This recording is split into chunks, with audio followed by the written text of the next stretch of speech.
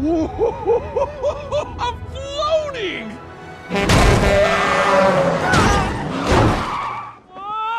Thank you for being here. Subscribed or not, if you haven't joined the 49% elite humans, consider hitting that button if you enjoy the videos, as Cubs fans cannot feel the same right now about Kyle Tucker.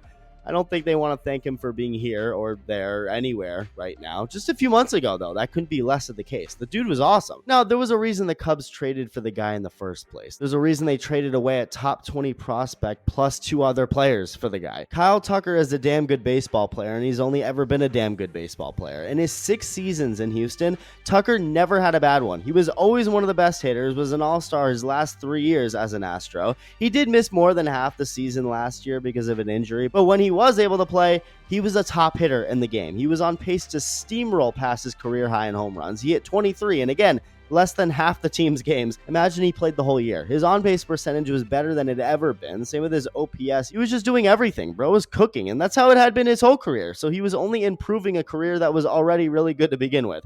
The Cubs saw the opportunity to add a bat like his to a team ready to win now and said, screw it. So they pulled the trigger, got it done, and it couldn't have looked any better at first. He was unconscious to start the year. I mentioned this in another video recently. It felt like I couldn't look away from a Cubs game without Tucker hammering a baseball. It's like looking away from Hell's Kitchen. Even for 2 minutes, you're obviously going to miss Gordon Ramsay screaming at someone. Every time I checked their games, Tucker was driving in runs. Then May came around and he was about the same, in some ways better. May was weird. He only hit 1 double the entire month after hitting 8 in April, but still had almost as many hits as he did in April, 5 of them being home runs. He walked more times than he struck out in April, also did that in May, which is another thing he's done his whole career. Tucker is really good at not striking out, and his walking skills have also improved over the years. Then June came around, and it was his best month yet. Ironically, he struck out more times than he walked, but he hit 9 doubles, 5 more home runs. His batting average is over 300 for the month, on-base percentage over 400. Bro out here making Chef Boyardee look like a fraud with how much he was cooking at the plate. He was named an all-star for the 4th straight season. The Cubs are in first place. Things just can't be going any better for everyone involved.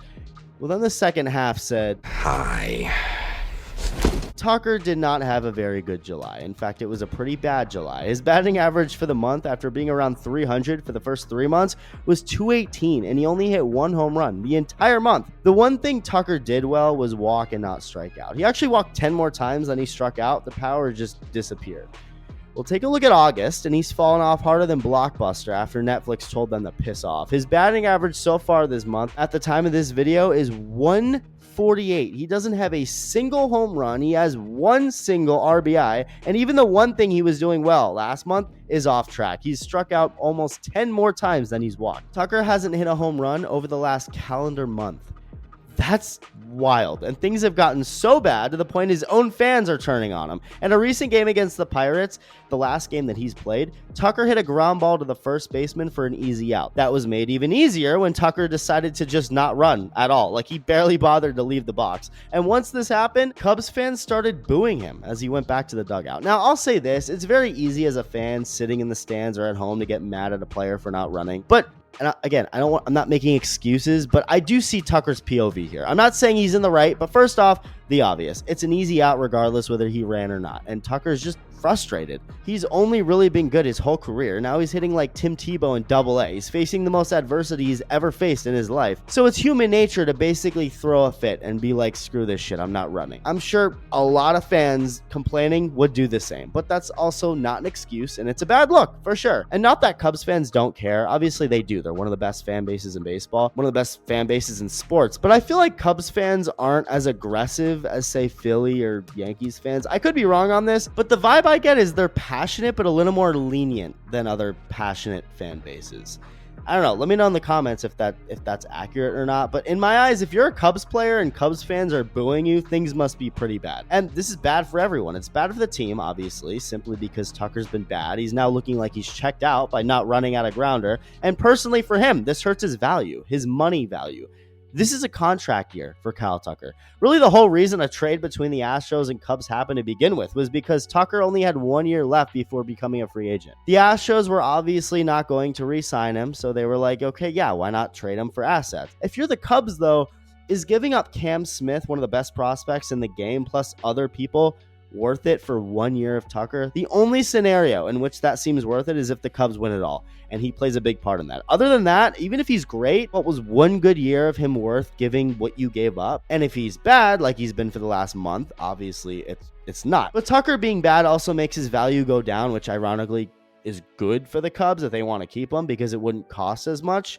People were attaching a price tag of over $500 million to Kyle Tucker. That's how much money earlier in the year people were projecting that he'd get. Does that number even start with a 4 now? First world problems in a nutshell, by the way. Imagine trying to explain to a child in Gaza right now how crappy it would be if MLB player Kyle Tucker tanked his value from $500 million to the $300 million for a contract. Perspective is always insane. But really though, how much is Kyle Tucker worth now? Vinny Profit thinks I'm worth a lot of money. I know that. Same with Colton Robinson. I feel like I'd be a criminal to not shout him out along with everyone who was in last night's live stream. I went live to vent about the Red Sox, but then chilled out, and it was a fun stream, but these two just decided to treat me like I was the hottest dancer at a strip club. It was wild. Shout out to you guys. And that's what most people were thinking Tucker would get treated like this offseason. But personally, I don't think I ever thought he was worth $500 million, even when he was crushing it. As good as he is and has been for 7 years, giving him that much money would mean probably a 12 or 13 year deal that starts when he's 29. Is he someone you want to commit to until his 40s? I mean, Vladdy Jr. just got $500 million, but he's also 3 years younger than Tucker. Maybe a number that high for Tucker was always a fantasy, but either way, what's currently going on doesn't help. The struggles and not running out of ground ball, that matters too, you know. I'm sure teams factor in at least a little how a player faces adversity. Like, is that someone you want to make the face of your franchise? Because that's basically what you're doing when you give someone that kind of money. I think what's pretty clear is the Cubs aren't probably going to re-sign Tucker, which isn't necessarily a bad thing.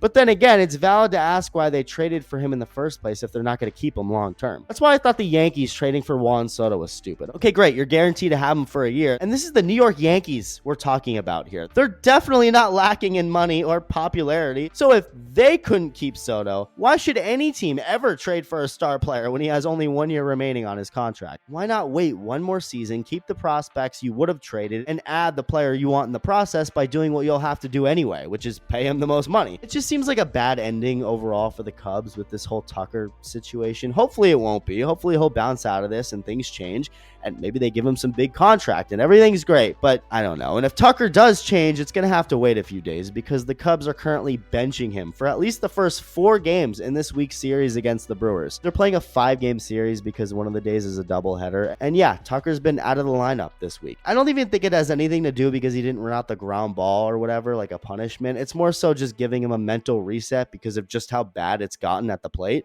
According to Cubs manager Craig Counsell, Tucker's healthy, but Brewers manager Pat Murphy doesn't think so. I love that dude. He just says what he thinks. I respect it so much. He went on a radio show and was asked about Tucker, how much he's been struggling, and said he thinks Tucker's hurt. Obviously, he said, he doesn't have any info, but he thinks Tucker's hurt and just won't admit it because he's a class act and wants to play through it. And it could be the case, could be a number of things, but we do know he's not right. The numbers show that. The body language shows that. Cubs fans booing their own player, which I feel like they never do, shows that. The fact that the team feels the need to give him several games off, maybe the whole week off, shows that. I personally am not that worried. It's baseball. It's hard. The best of the best of the best of the best still suck at times, but it's definitely something to keep a lookout on. Let me know your thoughts and thank you for watching. Love you. Bye.